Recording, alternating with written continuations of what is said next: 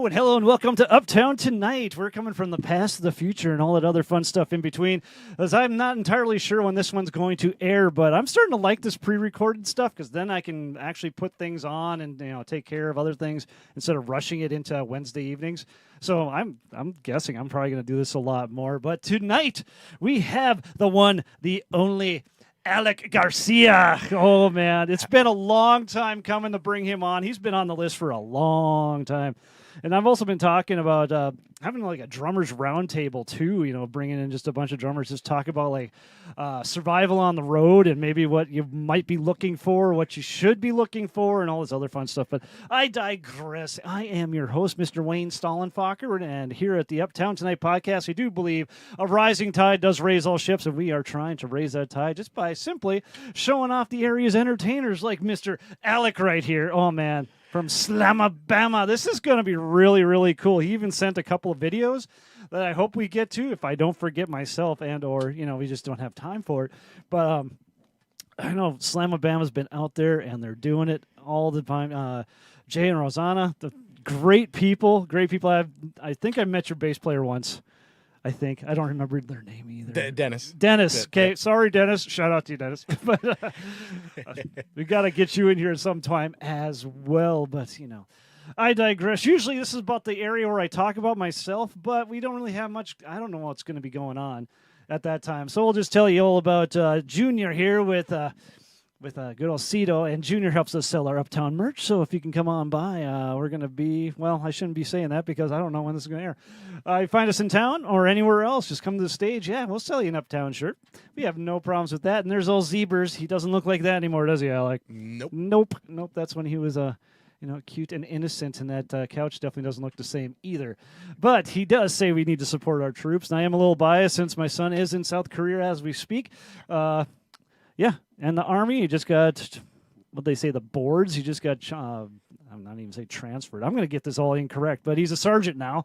So he's actually in charge of people. That is absolutely scary. I love it. I actually had a good friend stationed in South Korea. Oh, yeah? And he was one of the, bless his heart, his name's Todd. Shout out Todd. Shout out to Todd. Yeah. He tried to catch a raccoon with peanut butter on his chest one time. So hopefully. I love the people you hang out with. This is going to be so cool. Yeah, just weirdos, man. That's what makes stories fun. If you just sit around the basement here and talk about your Apple computers all day, there's only so much you can talk about.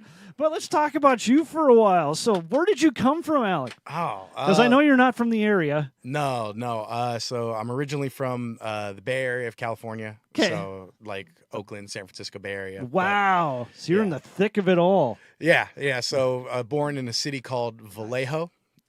Which is Vallejo. Yeah, which was it's nicknamed Valley Joe, but it's like I always call it the armpit of the Bay Area because it's like I always called Fargo the armpit of America. Yeah,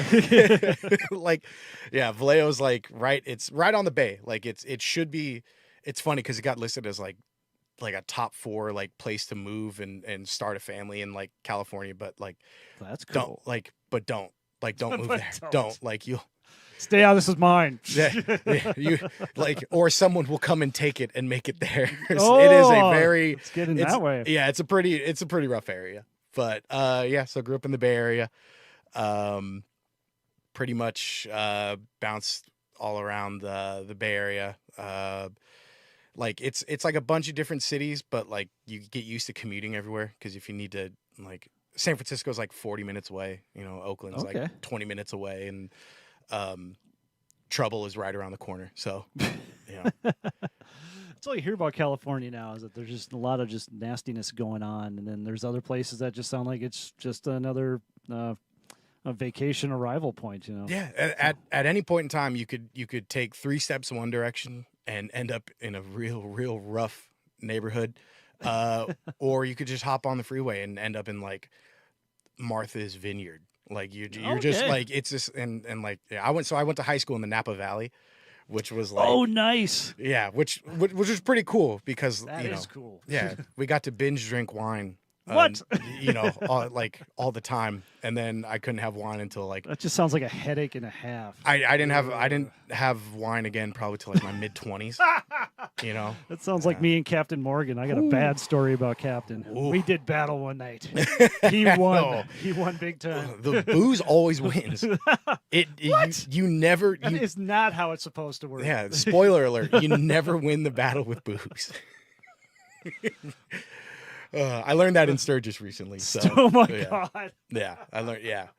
Oh, didn't you get a new tattoo in Sturgis too? Yeah. Or was that last year? It's all blending together. Yeah. Well, I got I got one on my leg that's like a it's called a speed skull, but Speed skull. It's kind of like a band inside joke. It says "Budden Budden," which is kind of like the sound like in the South. That's what it was. Yeah. Yeah, like an engine's going and it goes "Budden Budden Budden Budden Budden Budden Budden Budden." So I got that in the middle of a blackout. So that was pretty fun. And then luckily I was far more sober for the other one. But, yeah. You got new ink. You got to show it off. What'd you get? Yeah, I got just some witch hands. Can we get that on there? Nope. That one ain't going to work. Oh. There we go. You can see it. There we go. Look at that. Nice. Look at my big leg. Yeah, so I'm new ink. Yeah, I'm kind of making it the new tradition to just get just leg tattoos and Sturgis. I don't know why I leg tattoos. It's just kind of, just got to fill up the real estate. I am still clean. I'm one of those guys. Just it hasn't happened yet. It almost did in the late 90s, and then that was when cell phones were brand new. And my younger brother, for some reason, had a cell phone, and he loaned it to me so I could use it when I was starting a nonprofit and everything else, and never gave me the bill for at least 3 or 4 months. There went all my tattoo money. Right out the door. That's the only time I actually had an inkling of getting one. I guarantee you got far more use out of that, because I'll tell like my students that just don't get tattoos. Like, just don't do them. and I continue to get them. So they're just like, what are you doing? Yeah, like the parents it are is like, an addiction. No, yes, 100%, 100. And I'm the biggest.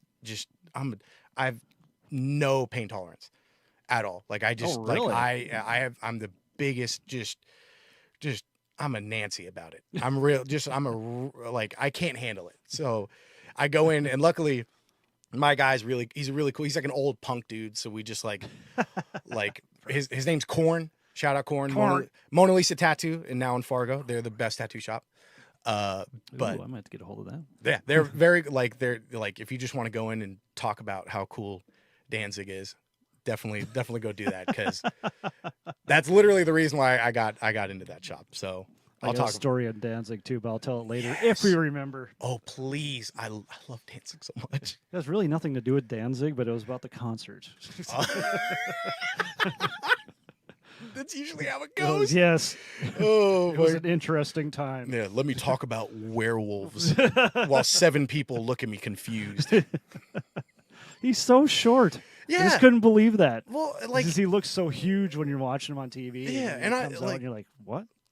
Well, that's why he looks big. Yeah, and I'm a little guy, so I've been I've always been just like the shortest person in the room. So like all my heroes were like shout out Danzig, like just little dude, and then he acted tough one time, and the world just saw him get his butt just whooped, and I'm like, I've been that, I've been that guy.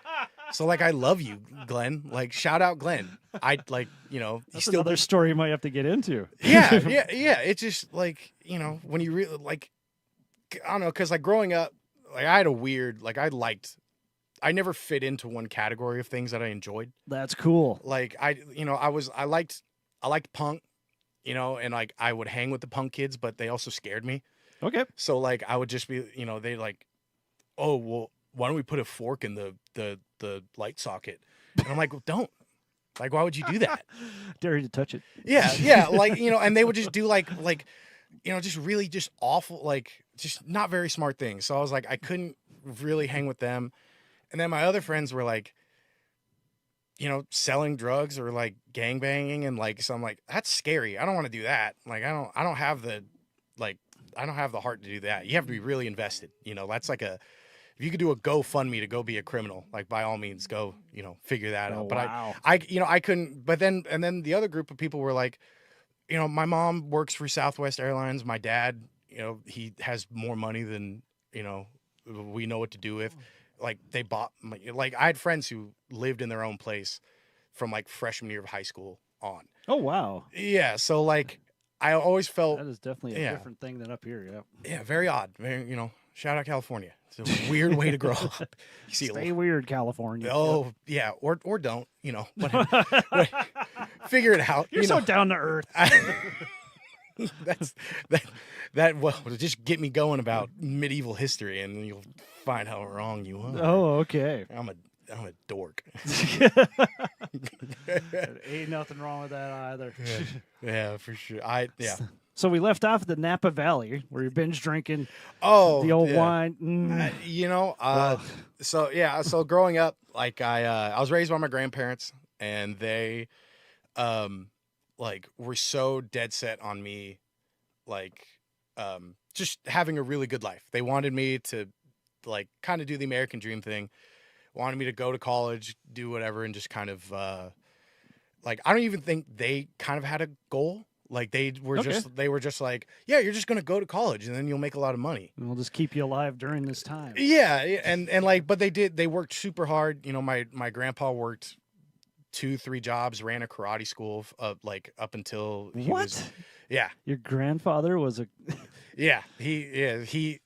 God bless my grandpa, another short king. Shout out my papa. He was he served during the Korean War. A sensei. He at one point he was the highest ranked Mexican black belt in Japanese karate. Oh, serious? Yeah. So dude, that is cool. He achieved what's called an 8th dan, which is I think there's 10 levels of like black belt. Okay. But he worked his way up there and he ran a karate school for like 30-40 years and he loved karate. And this was in California. Yeah, this was all in California. So here's the next question. Karate Kid, Cobra Kai. I still haven't watched Cobra Kai. Oh my God. I could probably write a dissertation on that right now. I've watched it way too much and I've never been in any kind of martial arts whatsoever. But I just love the story. I love all that. Just the 80s stuff involved. And Macchio rules. Ralph Macchio rules. But the guy who played Johnny is just a better actor. Yes, I said it. He's a better actor. William Zabka. That's it. Heat. Yes. Absolute heat being thrown right now. Pitchforks. I have to do it. But yeah, the 6th season's coming out here, and I think they said May. And we already discussed that we're going to do a marathon right before that comes out again. But that's rad. See, that's the problem. You're going to see my TV and stuff upstairs. I got my TV and that stupid couch, which you never should have fucking bought. Because this happened last winter, and this is no crap. I sat on that couch for 4 hours straight. It doesn't sound like much, but if you're watching back interviews of the Cobra Kai, just the people of Cobra Kai, and they're at their Comic-Cons and stuff like that for 4 hours straight. They only last about 10 minutes apiece. Yeah, that's what that does up there. So I digress, but since the whole karate thing, that's just cool. I'm glad you swore first because I know it's going to slip out of me. So thank you. I don't know. I've been getting worse and worse on you. No, thank you, because I know I'm going to blow it. I know I'm going to. There's going to be. It's going to happen. But no, yeah. So like my whole family grew up at the karate school, and like I'm like I always joke to people like I'm the weakest person in my family. My dad, tough dude. He's a little guy too. Like we're all little. Like we're little angry brown folk. Like we're a hill tribe of Mexico. Like really salt of the earth. We're just annoyed about something. But it's your God-given right. Yeah, we earned it. But like I have an aunt, Christina, but we all call her Chunk. She's shorter than me. Like I'm fully convinced she's in her 50s now. Sorry, Chunk. But like she could probably beat me. She could probably beat just whoop me. Like she wasn't allowed to go to we're big Raider fans, and like she wasn't allowed to go to Raider games anymore because she was picking fights with dudes. So they're all badasses. All of my family, and I'm like the weird artsy do you know what a paradiddle is? You know, like, do you know who Morrissey is? I'm not going to eat meat this month. You know, like I'm just a dork, and like all my family. Don't feel bad. No, yeah, and then you know, so I'm bringing around like, you know, and like my grandparents tried so hard. They were like, you know, he has to learn an instrument. Like that was my thing. I needed to learn an instrument, and at first it was trumpet. Oh, interesting. And like I think I held it, and I just went, ugh, no, ew. Like and so you know, going to the music store, it turned into just like I hated every instrument. I didn't like guitar. I didn't like bass. Miss me with piano. Did not want to even sit down on the bench. But like I saw a set of drums, and I was like, I like invested. Like Neanderthal, yes. Oh man, like I was 5 years old, and I saw 5 years old when this is all happening. That's like one of the few I've had a pretty couple gnarly concussions in my day, so a lot of the childhood gets pretty hazy, but definitely like I vividly remember being 5 years old, being in a music store and going like that's I don't care about anything else. Like that's it. I'm going to figure out a way to do it. I don't know what it is, but I'm going to find out how to do it.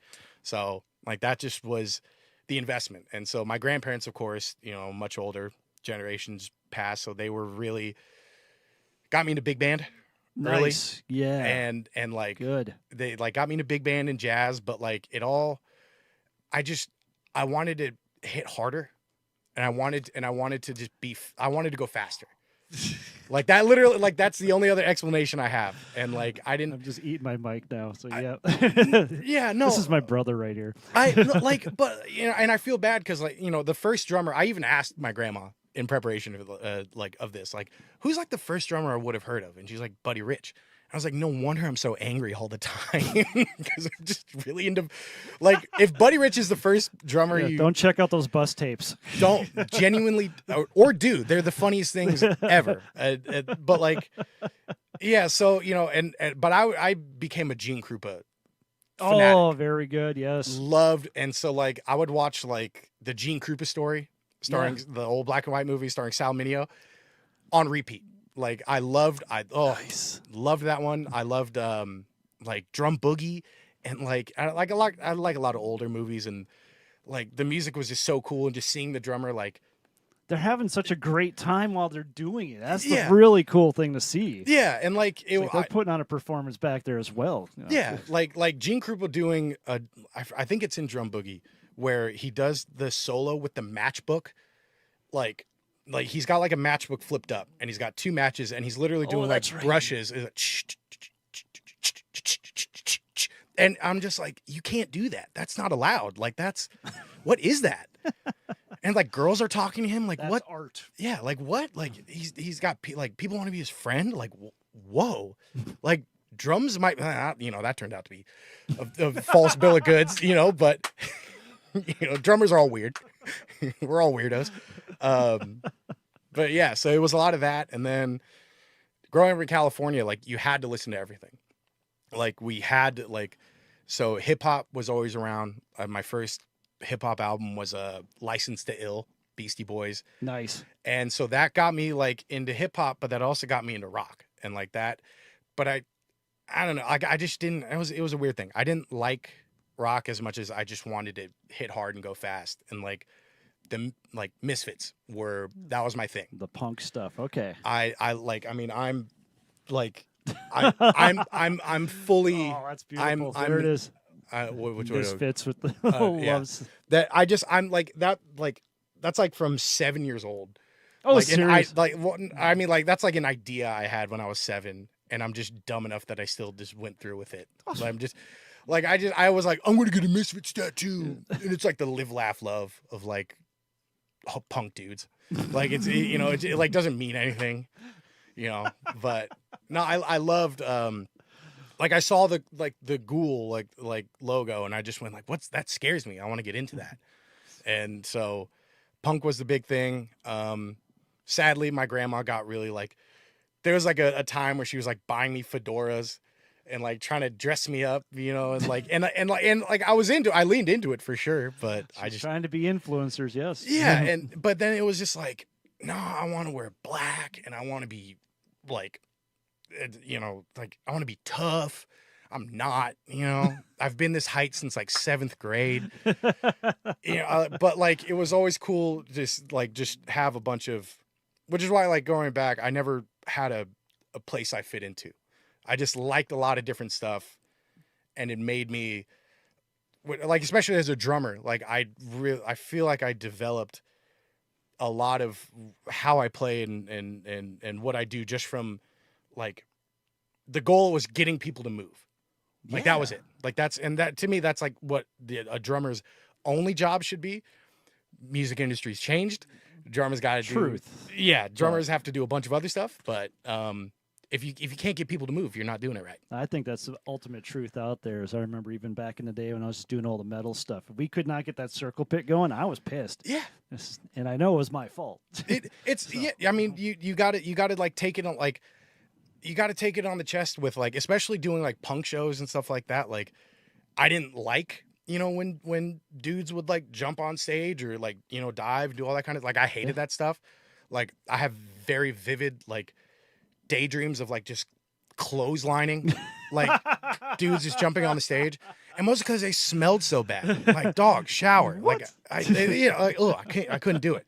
But like, but when you see them react, and you get like an emotional response, Exactly. That's what you got to do. And so, like, I think that's part of the reason why I didn't really lean more into jazz growing up. I don't know, because I was just like, I don't know, if I have a table of people going, Yes, and doing lovely, yes, yes, like, it's like a game of Clue, like you're playing to a game of Clue. Like, like, I want to get people moving, and why I loved hip hop. Awesome. Yeah, like, I loved hip hop because, like, it's like a right then and right there. Mm-hmm. It's like the reaction was just like you would do something crazy. And a lot of the drummers I grew up with, total gospel chops, shredding, just like all over the place dudes. And like, that, like, their motivation was just like, oh, watch this fill. And like, I can't do that, but like, I can get people to move. I can get people to dance, but like, their thing was, all right, but watch this. And then you hear someone go, ooh. Woo! Yep. And you're like, oh, okay, so that's, try and get that.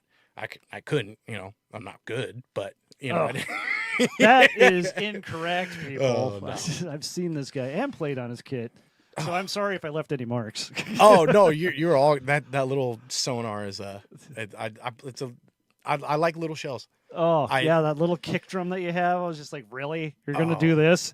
But no, it worked very, very well. It's short and sweet, just like me. Easy to move around, too, at the same time. Yeah, when you're on a headline, there's nothing worse than, like, a headlining gig, and you're, like, the opening band starts loading in, and they bring in, like a giant 22-inch kick, and then I run, like, a rolling sample pad, too, and everything. So, so now a stage manager has to go, oh, Jesus Christ, like, all right, a DI, this, that, so I tried to streamline it. I don't know, like, and most of my playing was just on a 4-piece ride and crash. Like, that's like probably 90% of my life has just been on that. That's beautiful. Yeah, and I've been stripping mine down since the early days. I don't know what to do. I was that guy, for a little bit. I wish I could. I don't know what to do with. Like, I get lost. I get confused. That's true. I got my 10-piece Pearl in the next room. I haven't set the whole thing up again for years and years and years. But yeah, when you do set the whole thing up, it's fun to show your friends and stuff like that. But the only thing you can do on there is the old, what was that Phil Collins thing? That's it. No one else knows what to do. They feel like they're Lars Ulrich. But as soon as you start doing a fill across all those toms, you run out of time. Period. You just run out. Yeah, like I can do Hawaii 5-0. That's like I could like that's all I got. I have 3 fills. Like that's it. I have 3 fills. Again, that is a lie. But I have 3 fills, and then I can make them look like 3 other fills. Well, that's drumming. Augmentations. It's truth. Books have been written about that. Potato. I don't. There we go. I tell my students I'm not a math major, but I'm a hustler when it comes to drums. Like, you just figure it out. Yeah. I still question myself how to count triplets most of the time.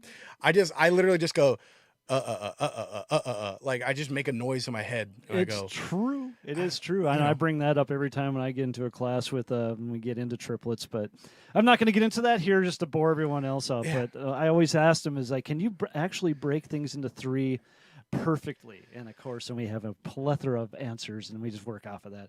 But I had a drum teacher who would I asked that exact question, Yep. like how should I do it, and word for word he told me the Father, the Son, and shut up. That he literally just told me the Father, the Son. I like and that guy. Yeah, he's like just count it. He goes, it doesn't matter if you could sing it, you could play it. Yep. So I'm not It's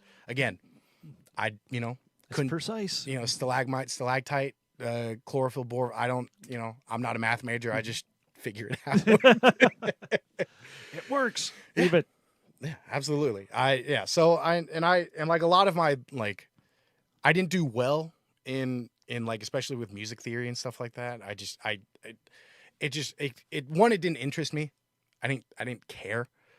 Fair enough. And that's a terrible thing to say, like awful thing to say, but I get it.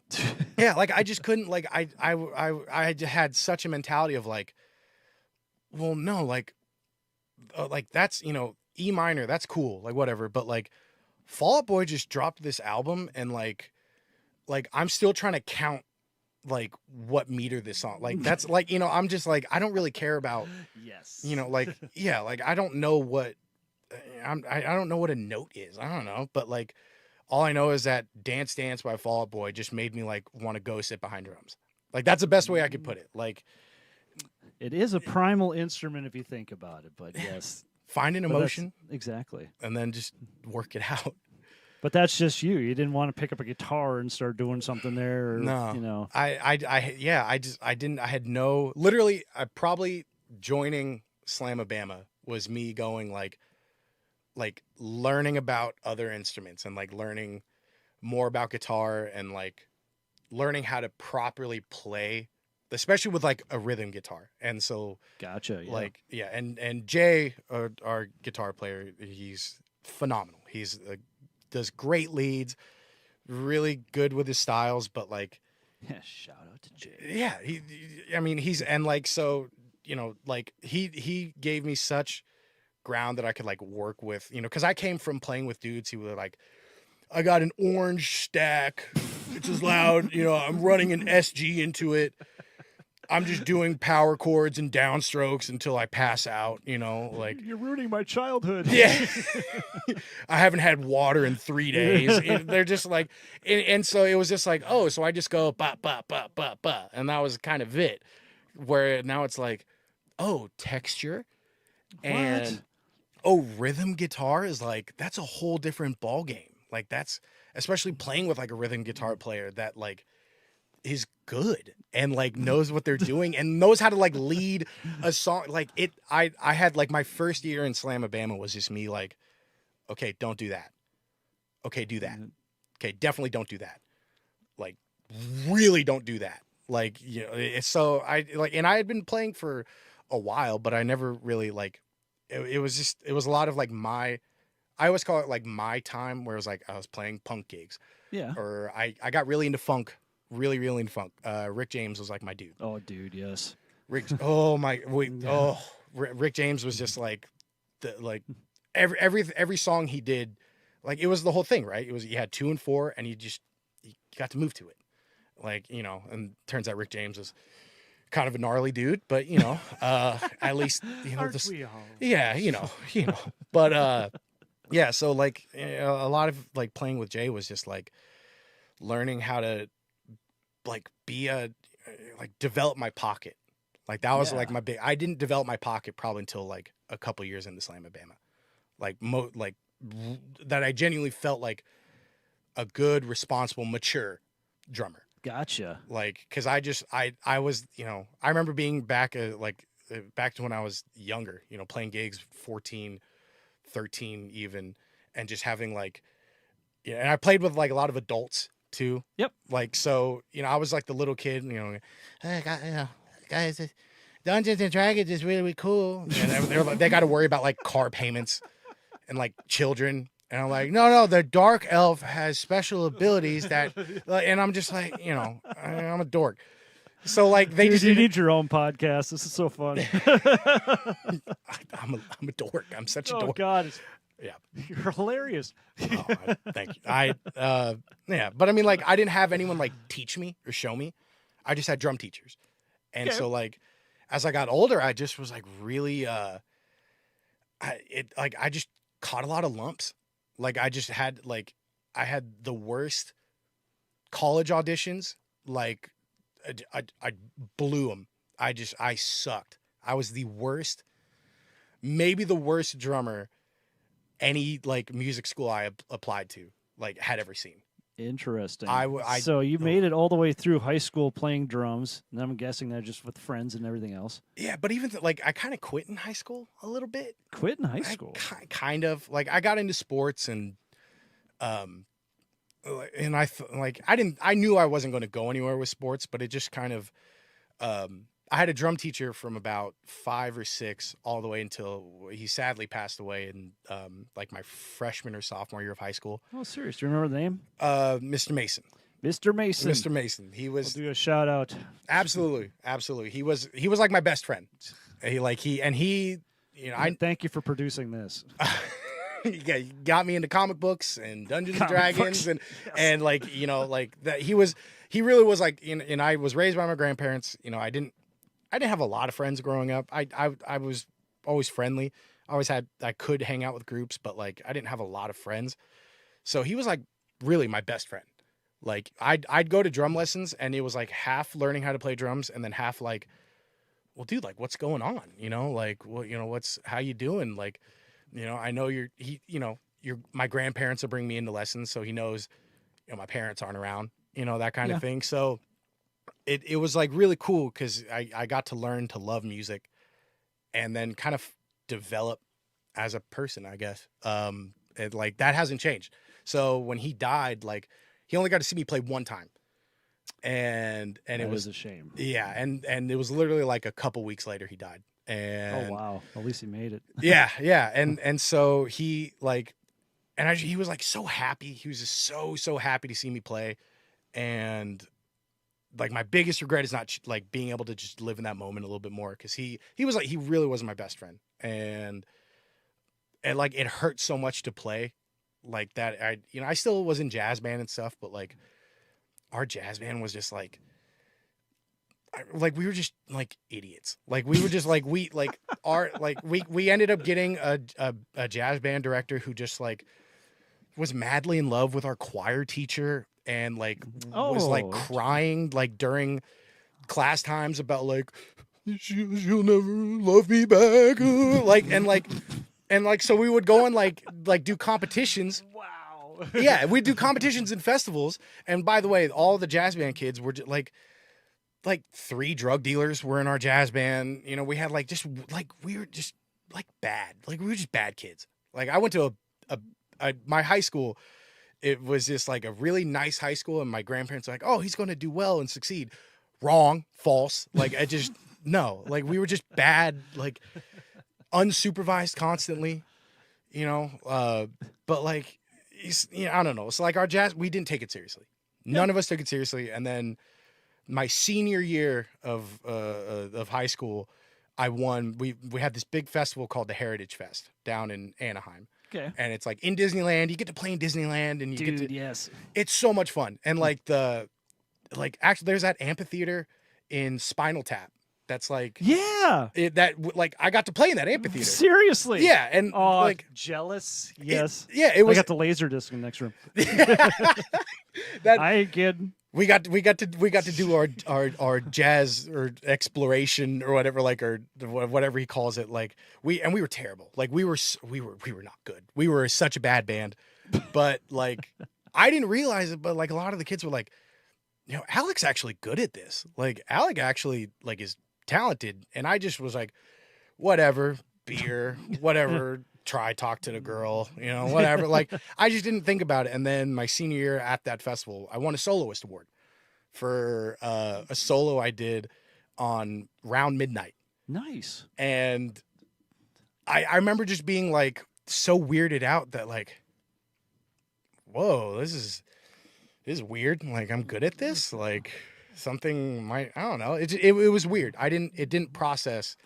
And that's when it was like, oh my God, like I graduate in a couple months. And so I was already in kind of like a bad time. Like me and my dad had a really rough falling out, and I basically was like kind of kicked out of the house. And I had also my senior year, it was the first time I'd met my mom. Oh, so yeah. My senior year was wild. I had a bunch of stuff going on, and I eventually just was like, oh, I'm going to lean into music.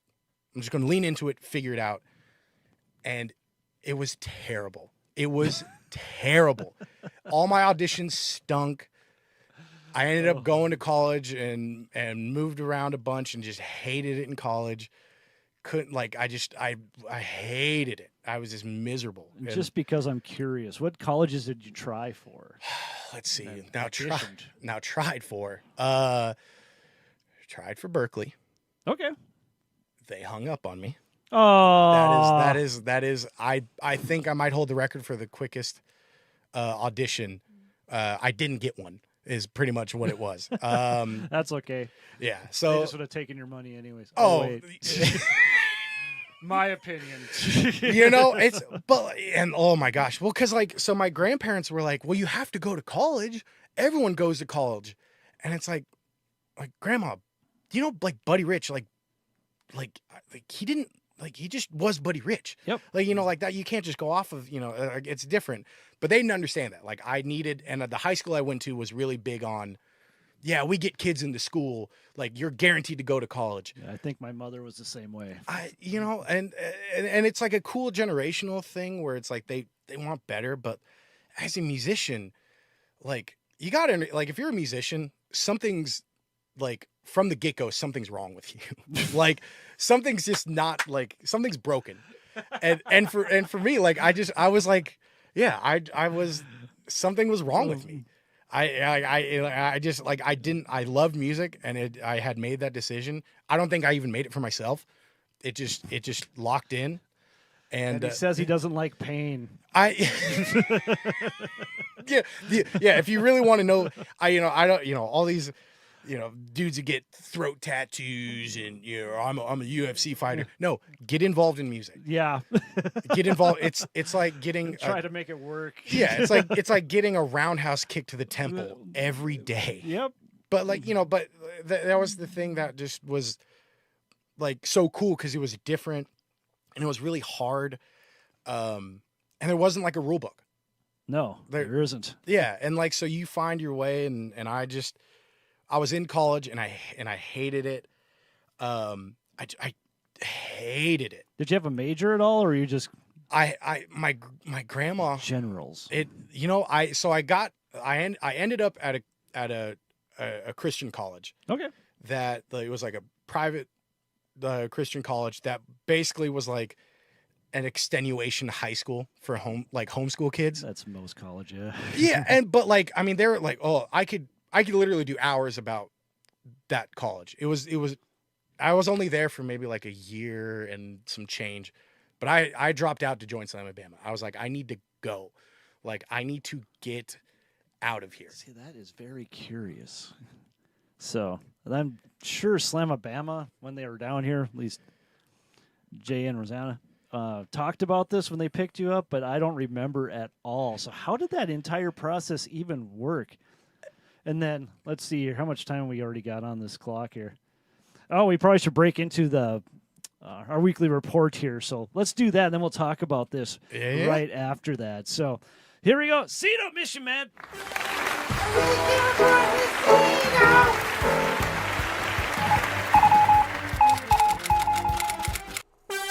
All right, and we're out of town. We got the original Minot Friday, Saturday. Nothing's happening out there. Then the Laughing Sun Brewing Company, our favorite brewing company in the Bismarck-Mandan area. We have the Justin Moyer on Thursday, and Hill Folk Noir. Love that name on Friday the 15th. And Ojada Records, we have Hostile Harmony, Murrow, Solar End, and Chaotic Entity hitting the stage out there on Friday the 15th. Good old Grand Forks. Downtown or Dempsey's, we got open mic night with Gina Powers on Thursday. At least I hope some Gina Powers out there. Then the Wicked Bees hitting the stage on Friday and getting some good old ska back in Fargo. And at the Aquarium, we have DJ Econ and Friends on Wednesday. And then Sharon, Cold Sweat, and DJ AP with Desperate Electric on Thursday. The Tay-Tay Party's on Friday. That is Taylor Swift for all you guys out there. And the Wild Horses with Moo Boots, Daniel Ellenson on Saturday. Red Temple Prayer and Getting Over on Sunday the 17th. And then Flashback Baltic to Boardwalk, Past the Flash, Shoddy the Beam, Luam, and Meat Shoe, another great name, on Tuesday the 19th. The Alibi Lounge open mic night tomorrow night, the Thursday the 14th at Blarney Stone downtown. We got Crop Dusters with Big and Hungry and Darren Wentz on Thursday. And then Troll Lounge, Moving Parts on Thursday. And Julie Lee Duo on Friday the 15th. And they have an old squeeze back, a nice accordion in that one. That would be really cool. At the Fargo Brewing Company, we have Kyle Colby and the Jensen Sisters on Thursday. Then the Quarterly and Harwood Grove on Saturday the 16th. We're still downtown, Front Street Tap Room. We have open mic night with Travis Neros next Monday the 18th. At the Cellar, we have open mic night with Marquay Belcher happening right now as we speak. And tighten up that tight 2 minutes of stand-up this place to be. And we have Alex Dragovich and Grant Winkles on Friday the 15th. And then we have Side Street Jazz Night next Monday the 18th. Cowboy Jackson J. Stevenson, open mic night on Sunday the 17th. Jasper Theater, we have Gospel Sings Along and stand-up on Saturday the 16th. And Urban 42, Kathy Brecky Jazz Band on Thursday. The Deadbeats on Friday. And the Decades Band hitting the stage on the 16th this Saturday. Lots of stuff happening at Urban 42. Downtown Acoustic Corner on Wednesday, September 13th. Today we have Big and Hungry at Murphy's Pub, just right down the street from us. Scholar and a Gentleman at the Roundup Saloon. Then tomorrow, Thursday the 14th, you have Jim White, the Spicy Pie in West Fargo, Chris and Sam at the Silver Spike, Mike Klein at Hooligans, Terry Mackner at the Midtown Tavern, and Mike Morris at the Shea West Garden Center. And then on Friday the 15th, we have Pepper Ashmore at Tailgaters. Saturday, not much happening out there. And then Sunday, September 17th, we have Good Shepherd at Murphy's Pub for some brews and stews. All right, then we're at Uptown with the Windbreak, some shitty cover band on Thursday. Rhyme or Reason on Friday, Unleashed on Saturday. And at the Shooting Star Casino in Minoman, we have Shirts and Skins Friday and Saturday the 15th and 16th. The Fargo Movie Theater. The Fargo Theater, we have Mavericks, McKinley James at Sunday the 17th, and the Southtown Poorhouse in Grand Forks. You have Drive on Friday, Ruckus on Saturday the 16th, and then the Shields Arena, the Dropkick Murphys on Thursday the 14th. And that's all we got for you for this week. Like getting in with Slamabama here, and obviously Slamabama is out of the southern states, and Alec is coming out of California. Yep. Where did this connection begin? What? You got to explain what's going on here. Yeah, I was doing a bunch of auditions. I already stopped going to classes. I already stopped. Like I had completely checked out, and I was trying being to truthful here. You know, I just was I need to get out and on the road. And I had a drum teacher at the time who was like, you just need to go. You need to go and get a gig. And so I just like lived by that. And so he like we were doing like 7-hour practices, and he wasn't a part of the college. He was just my a drum teacher, and we were in our college's like rehearsal like building, and he was like and so he was a very successful dude, had a long career, and like big headliner gigs. Like he was a very, very big player, and he was like slamming the door in like our professors' faces, because we were just like rehearsing. Yeah. And so they come in like, hey, so are you with the and he goes, shut up, and he would just close the door in their face.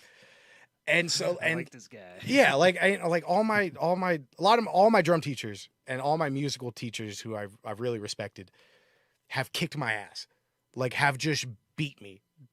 And I don't want to say it's like a military thing, but they break you. They don't let you get away with anything. No, it makes you better. And like exactly. And like I just, I work well being bullied. Is just like I just got bullied into, but it made me better, because I realized that there were things I needed to change, and like anger is like my go-to energy. Like that's if I need to play good, like before shows, I just get pissed. Like you one of those guys. Gotcha. I've been around many people like that. I'm insane. Like I'm a tough hang. Like I just Not really. I just it's the only time I could get angry, like, because I don't like being angry. I saw a lot of violence growing up and stuff like that, so I don't like to fight or anything like that. But playing drums, like, I needed to channel something for me to like make it real, or like make it, or like be able to like feel confident even. Gotcha. I guess and so I needed to like push myself that way, and so it was just anger. Like, I just would get real, you know, oh gosh, like, and I couldn't afford it, but punching holes in snare drum heads, like, just like being really frustrated.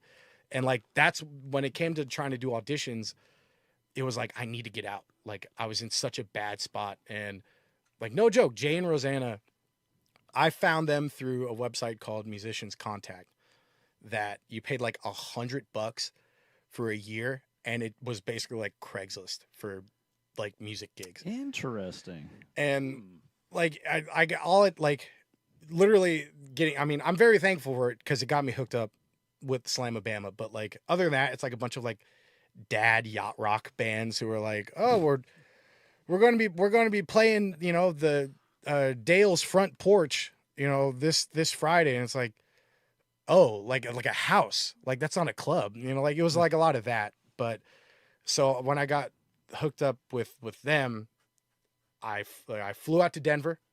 They were playing at the Grizzly Rose, which is phenomenal. That's another place I learned big time a lot about how to be a drummer, playing for honky tonks. Gotcha. Oh, you don't mess with a dancer's tempo. Don't do it. They don't. They'll grill you. But so I flew out, auditioned. They really.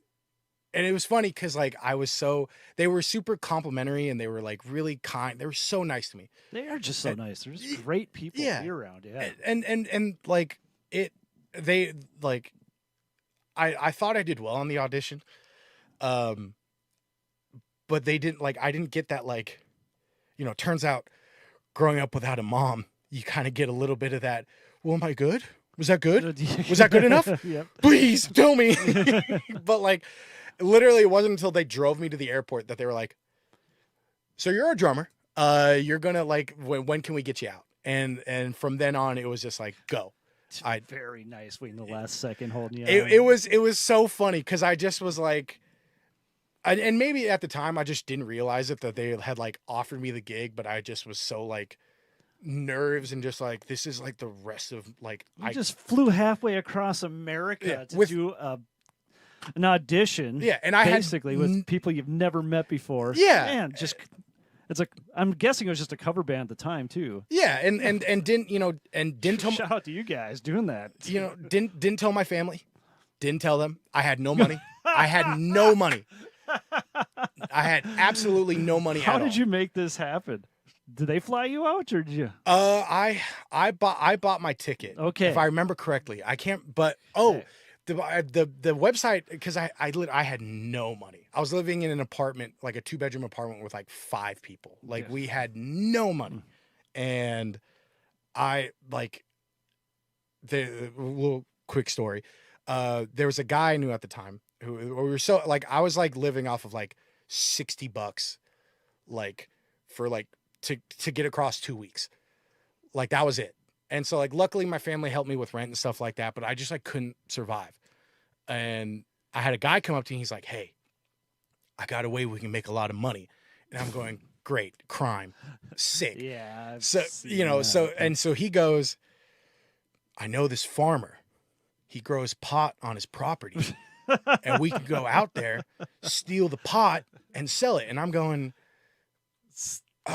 steal it. Yep. Yeah. I'm like, okay, great. All right. This is how it ends, you know, but, and we ended up going out there, and we all chickened out. We you know, did the whole thing where it's like 4 people in a car, and you're just like, I'm just over here laughing. Yeah. Yep. You're, you know, 4 of us are just like, were you going to do it? I'm not going to do it. And then one guy finally gets out and he comes back and goes, just go. Let's just go. And you're just, you know, so now great. Now we're out. My share $20 for gas money, you know, because we had to drive up to Yuba or something like that. But, like, so like, I mean, I had bought the ticket, and I had banked everything on this. Like, I really banked everything on this. Bottom of the barrel. I was miserable. I was in the darkest place of my life. I hated waking up. I hated waking up. Like, that's how bad it got. But I auditioned with them and they really liked me. They gave me the gig and I told my family, "Hey, I'm dropping out of college. I'm going to go join they this." took this well. Oh yeah, they loved it. My grandma lit about 17 prayer candles. Yes, Alex. Yeah, I made them cry. They were just like, they were so upset, and I disappointed them because they worked super hard to get me there, to get me just even the opportunity to go to college. Yep. So there was a lot of pressure there too. It's like, I need to do well. I need to figure this out. So I scrounged together some money. I figured out how you could ship stuff on a pallet. So I shipped my drum set out to them. And like a month later, I was in the band. So that is quick. It was a lot. And so now I uprooted my life completely. Just, I was in bands too at back there, and I was in an original project with, two really, really nice guys and one genuinely insane person. And they're the fun ones though. Yeah. Yes, they are. Yeah. And so that might be an after dark, episode, because there are just a lot of really wild stories from that time. But, I just became the most hated person, in my friend group. Oh, and then eventually, of course, a couple years later, when it's like, oh, you're still doing this, I see now. Yeah, oh, you're good, you did it. That was I was like, thank God. I needed to do this because, one, I have no money. I just became the biggest disappointment in my family, and I haven't even gone to prison yet. So, I needed to do well. Prison, what's the difference? It's the same, it's the same thing. There's you don't get a bail bond for life in music. You just die. Yeah, you're in or you're out. That's basically, yeah. Yeah, and so they took me in, and I was green, man. I was so green. I was like the first couple gigs, I just remember I'd keep my eyes closed the whole time. I'd play the whole show just with my eyes closed because I was horrified to see their reaction. Oh yeah. And that just it killed me. I was horrified of that. So eventually kind of grew some huevos and they nice. But they did such, all of them did such a good job just raising me. And Rosanna became a mom figure where, I had my grandma, but Rosanna stepped into that kind of mom role and helped me out a lot. Jay became everything from a father figure to a big brother to a mentor. They just filled those roles for me, and they just gave me the keys and were just drive, just get better. They just keep pushing and it's worked out. And the reason I've never left is because they've always came through on their promises. They've always, every year has gotten better and better and better. The opportunities have always been there, and they've been so supportive. So they locked me in, and they saved my life. Really, they saved my life because it was at such a bad time that they kicked in and were let's give this. And I had super long hair, and I was a little dorky, chubby, just I don't know, just a nerd. And I'm oh, who's this guy? What's anime all about? I don't know. But things I do believe happen for a reason, so I'm guessing that's all that was all about. And with those two, and I've heard this term getting thrown around a lot the past few years, Bamly. And I completely agree with that. And family and band all have to kind of intertwine with itself. And definitely watching Slamabama, you guys are family, and it is beautiful to watch. I couldn't imagine a better gig.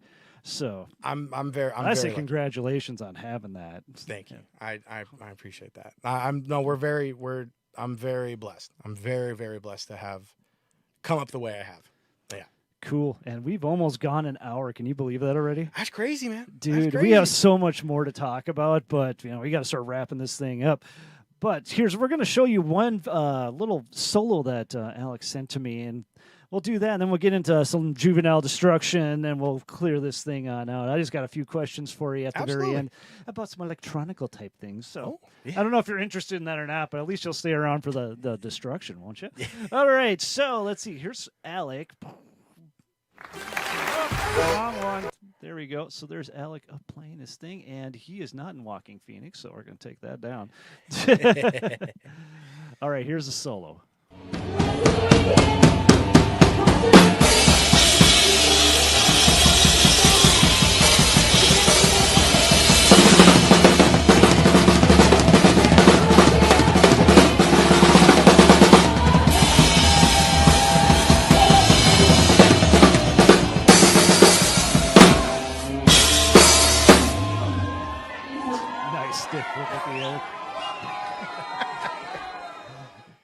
The open-handed thrash going there. I loved it. Man, that's about it in a nutshell. Open-handed, heavy, and then too much of an ego to go get a double kick. I gave up on the double kick as soon as I brought the double kick out. Because when you're tearing things down at 2:30 in the morning, you're by yourself and your girlfriends won't even help you anymore. Yeah.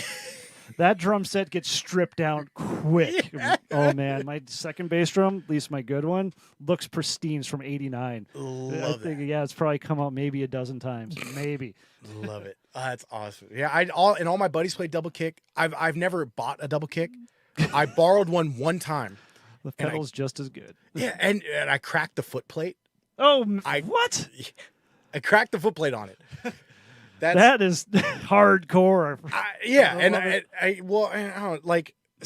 I went to go give it to the guy, and he was so mad that I cracked it. And it was like a cheap, like it wasn't like a nice. It was like one of like those Eliminator pearl, like double, like those like bottom line kind of things. And he was so mad at me. I was like, dude, I'll buy you another plate. It's not a big deal. And then he just didn't talk to me anymore. So I got to keep the double pedal. Okay. Yeah, it was like the weirdest thing. I was like, did I do something wrong? That I got this? Thanks. I don't practice know. with. Yeah. As my first double pedal was, it was the year before the Iron Cobras came out, so it was basically identical to it. That thing, I abused the living. I never had a case for it. I drug it around everywhere I went, and it was finally a year ago I had to give up on it because it was. The hardest story was that we were opening up for Hairball, and during the second or third tune, my bass drum pedal fell apart. And they had to sit there and do their little thing to cover for me as I attempted, and I got it fixed. I did it right there on the spot. I got it going again, but it just got to be much, so I bought an actual new one. So. Yeah. Quit being cheap. Yeah. That's my thing. Abuse the gear. Abuse the gear until... you can give it a Viking funeral. Oh, exactly. So are you ready for a little juvenile destruction? Yeah, sure. Okay, here we go. So this week's Off the Roof. I just grabbed these at random now. Not entirely sure what's going to be happening. I got to make some more.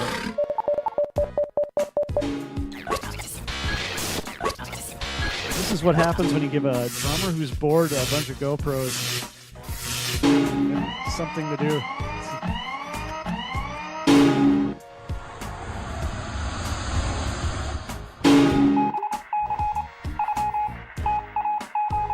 I can push iMovie to the max now.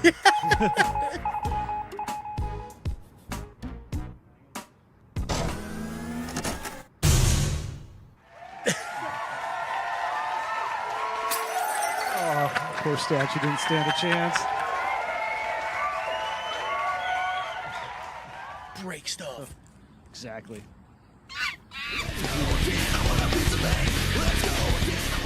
That was perfect game too. You're hired.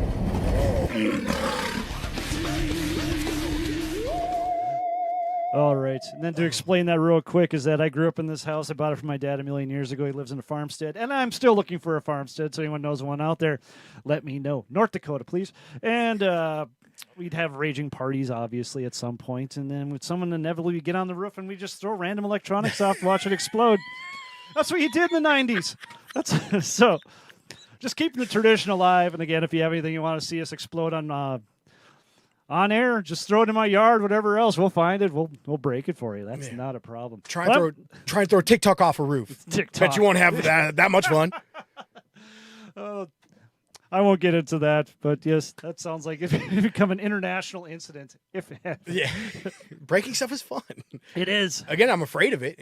Don't Break stuff. Yeah. But I got to ask you a few questions here before we're done. It's just the whole electronical stuff behind there. I'm thinking I'm being cool. Like, oh, what if we get backing tracks? What if I sit there and do lighting and all that fun stuff behind the kit? I can just slap that around while we're going along. And then I know, lo and behold, and watching over here. And you have the whole pad set up and everything else, which I've always talked about, just too cheap to get into.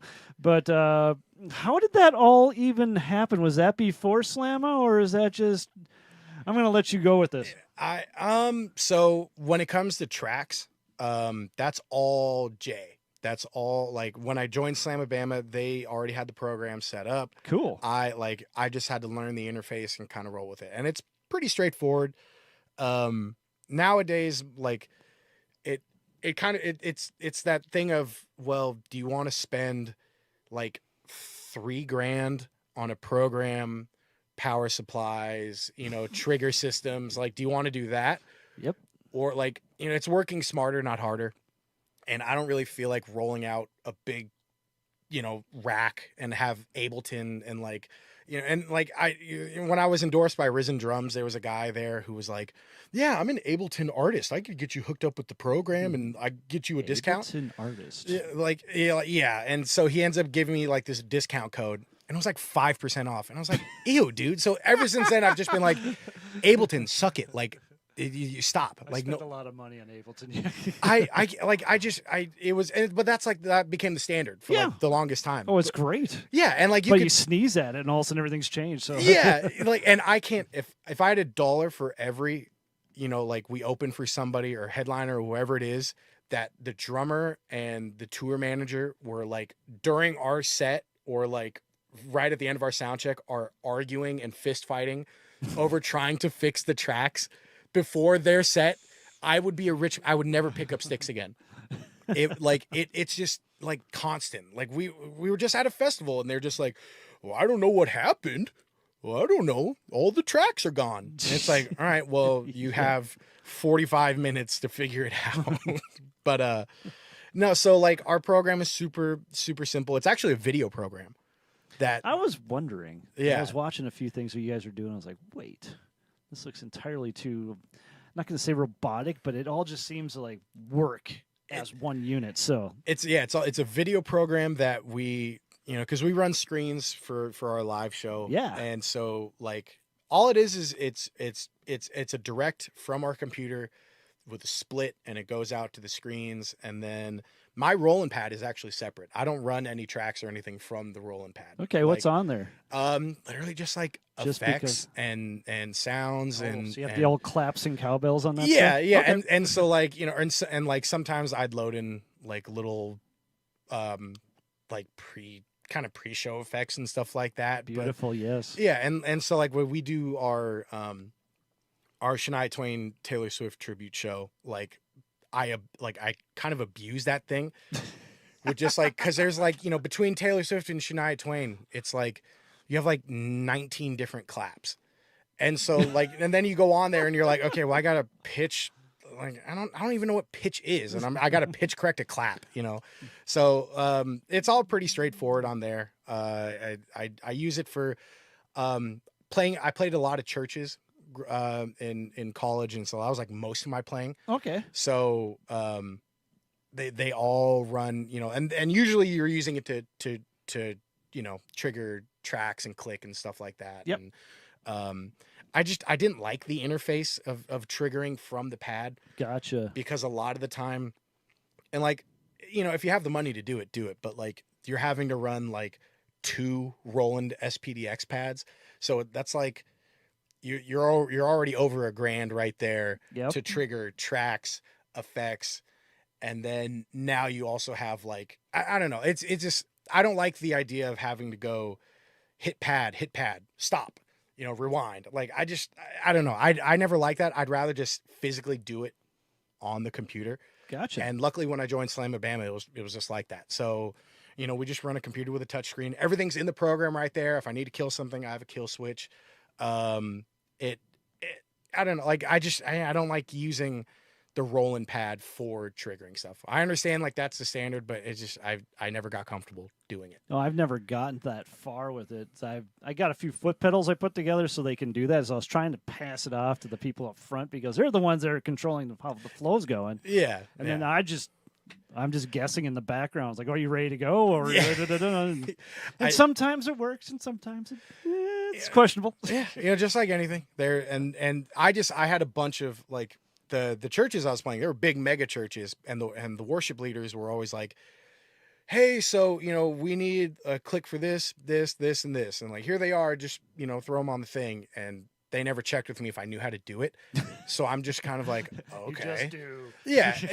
And so like, I just was like, Keeper of the time. yeah, like button pusher, the worst thing you could do is be the Ashley Simpson drummer, like SNL. Like that's don't do that. As long as you don't do that, you're okay. Like, I wish I had a clip of that. Oh my God. Just the like that is literally, because no matter how bad Ashley Simpson felt, that drummer had to go, oh my God, I got to go get my transcripts. Like, I'm done. Like, they like, it was like the Goodfellas, like going to the room, like just shot behind the head. Like, it's like, oh yeah, you got another gig, bang, dead. Like you're so that's like as long as that doesn't happen. That's, I'm getting like hair standing up because it freaks me out still. Like that just, I would rather break a stick and a foot at the same time than have a track situation. It gives me such anxiety. I hate that. But I love tracks though. I love tracks, and I love don't lie. Yep. Yeah, tracks don't lie, and I love playing with the click. I love playing with the click. I as well, and have really had to push to keep that going, and I'm not going to stop. And there you go. Yeah. Click that's a whole nother. I can go on that for another half an hour. But we're not going to do that. Yeah. But no, very cool. So it was already all set up, and you just had to go in there and figure it all out. And I love all the effects and stuff they have going there. That's something I probably should get into, but it's way more approachable now. There's like every it's you don't like, because it used to just be Roland. Yeah. Had the best equipment for it, and like everyone else was like, well, you could go Alesis, but like you'd also have to get another program to do and like it's no, I'm not gonna do that. But I got really lucky when I was first with the band, and we were at like a Guitar Center in Chicago, and like I got that rolling pad there. Nice. And like on a deal. I think I spent like $500 on that pad. And was that new? It was barely used. Okay. It was because they were like $1,200 at the time, and I was like, I don't know, like usually the zeros go before the number on my bank account, so I don't know what that is, but like yes. So at the time I was like I might as well buy like a sword, like I'll get just as much, like it's just as real to me, so posing for your Dungeons and Dragons. Yeah, just hello ladies, what's going on?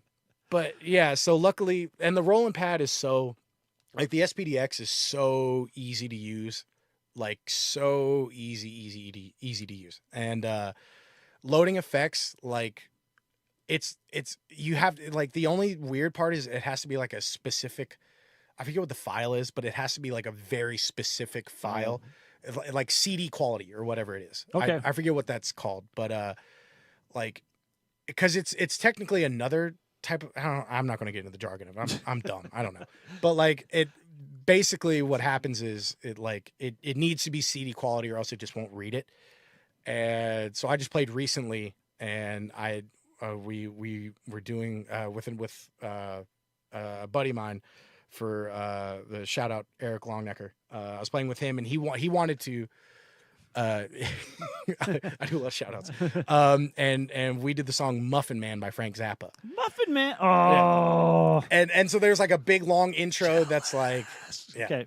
The Muffin. That whole like It's like 30 seconds long. There's nothing that'll turn a crowd off more than What? hearing Frank Zappa. It was fun. It was fun, but it was a good time. But like I hadn't loaded it. I hadn't loaded any new sounds in such a long time that I was just like I couldn't get it to work, and I was like, what's going on? One of my pads went out on that thing, so like I've been trying to fix that. I've been staring at it and giving it the middle finger. Yeah, that's how much fixing It I works sometimes. Yeah, and so now it's just like I just mute it, whatever. I have 5 pads instead of 6 now. Cool. Or 8. I have 8 pads. That's more than enough. That's more, I got you got settings on there. You can jump back and forth. But yeah, that it's once you get past the little finicky stuff, it's like it takes seconds to load something on there. So I always recommend it, and I think as a drummer, now that technology is the way of how things are. Yes. Unfortunately, yep. Yeah, you just lean into it like it sucks. And this is coming from someone who like just wanted to like be like, I just wanted to be in Fall Out Boy. Like that was just I wanted to be in My Chemical Romance. Like that was just, I was like, please, like, let me just hit drums. But then you realize, no, they're running samples, that, they're running trigger pads. It's the golden standard of music now. It is. You either lean into it or it's going to roll over you. Yep. So I've had that conversation multiple times about just staying with the actual acoustic version of everything, or, being able to put, the samples and everything else that's going on. But, and it always depends on who you talk to. Most musicians just do not like the idea of you going up there with sample pads and all that other fun stuff. They want to see you do it acoustically and make it happen, which I understand, but the crowd doesn't care. Yeah. They just don't. They want to hear what they want to hear, and they just want to dance. Yeah. And yodel along is what I say. Yeah, and like even nowadays there are dudes who like they'll take like a bass drum and they'll use it as like a baffle over the electronics to look like they're hitting another drum. And it's like, wow, really that far? Yeah, I've never noticed that. Like, and I've seen a couple big names do that, and in my head I'm going, why don't you go get me a bucket of steam? Like, go get me some headlight fluid. Like, it's like that's just so, it makes no sense to me. You need your own podcast. I don't know. I just, little angry brown person. That's just me. You're so much fun. I appreciate it. Yeah, but we got to wrap this on up. So where can we find you in Slamabama and all that? Just go on either Slamabama or slamabamaband, where they're on all the socials. Check Slamabama on Spotify. We got a bunch of new songs coming. We just dropped Baker, Montana, which is kind of my new favorite song that I've ever recorded. Nice. I got real dorky with my hi-hat pattern. So please go check it out. Tell me it's cool, please. I need to hear that it's good. Please. Been developing that for years. Yeah. and then I'm on Instagram. I don't have a site or anything. So, just shoot me a DM and I'll give you a music hot take. Alec Garcia, or is it? I think it's just Alec on drums. Alec on drums. Yeah, Alec there on you go. drums. And Yeah. I'll have all that in the description below as soon as this gets itself out into the ether there. But, we are Uptown Tonight Podcast. And we're from the Instagrams all the way down to the Tiki-Tacs and all that other fun stuff. You can also find us on Uptown Band Fargo. It's Uptown. It's a band from Fargo.com. And you can find everything else about the band and or the podcast. And if you want to find stuff that you want me to destroy, throw it in my yard, send us a note, Uptown Tonight Podcast at Gmail and all that other fun stuff. So you got to remember, Alec, if your drummer's got more charisma than your frontman, band may be in trouble. But that's why my band's doing just fine. So until next time.